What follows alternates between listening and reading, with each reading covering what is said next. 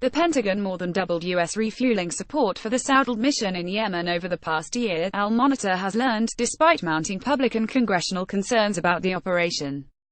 Amid a worsening humanitarian crisis in the war-torn country, the U.S. Department of Defense provided about 480,000 gallons of aviation fuel to the mission at a cost of more than $1 million in the fiscal year that ended September 30, a 140% increase over the previous year.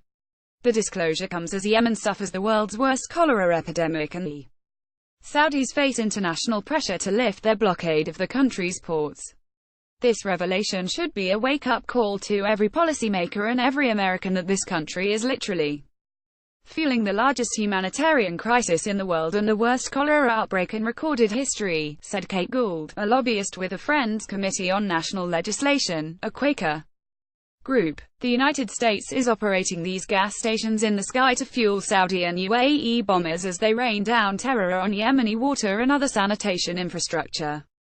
The last safeguards Yemen has against these disease outbreaks sweeping the country.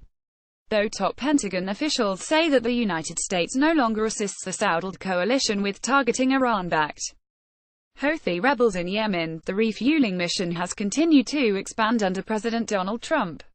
The Pentagon buys its fuel from the Defense Logistics Agency, an in-house organization that provides supplies to the U.S. military and then sells it to individual military services, including the U.S. Air Force, which is spearheading the refueling mission.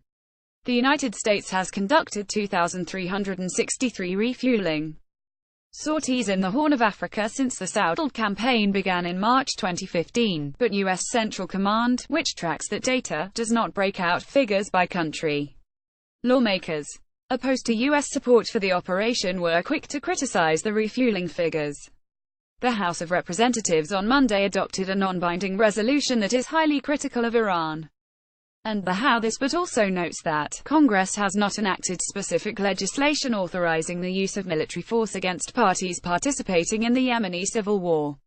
The House resolution, passed Monday, makes it clear that the United States is unauthorized in providing the Saudis with any support in their war against the Houthis. The resolution's sponsor, Rep.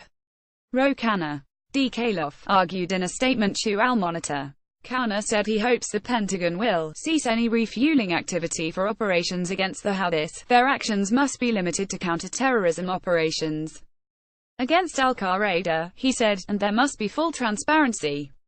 Human rights groups agreed. It's absurd that it has taken almost 2.5 years to receive honest answers, said Kate Kaiser, director of the Yemen Peace Project.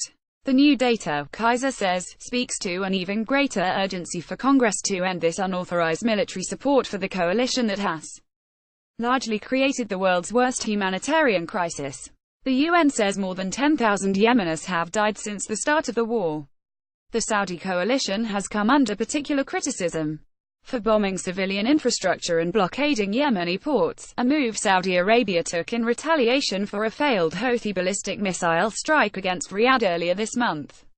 Backed by Gulf allies, Riyadh first intervened more than 2 years ago to restore the unbacked government of President Abed Rabbo Mansour Hadi.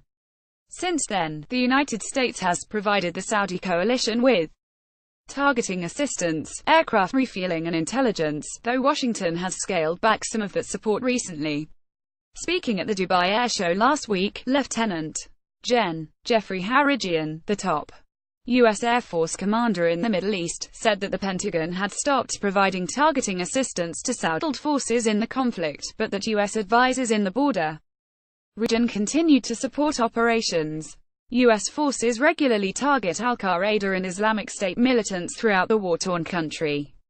The United States also supports the operation through weapons sales to Saudi Arabia and its partner the UAE, with the State Department approving more than $3 billion in bomb sales to both countries since March 2015. The U.S. Senate narrowly approved a $500 million sale of precision-guided munitions to the Saudis in June in a sign of increasing congressional frustration.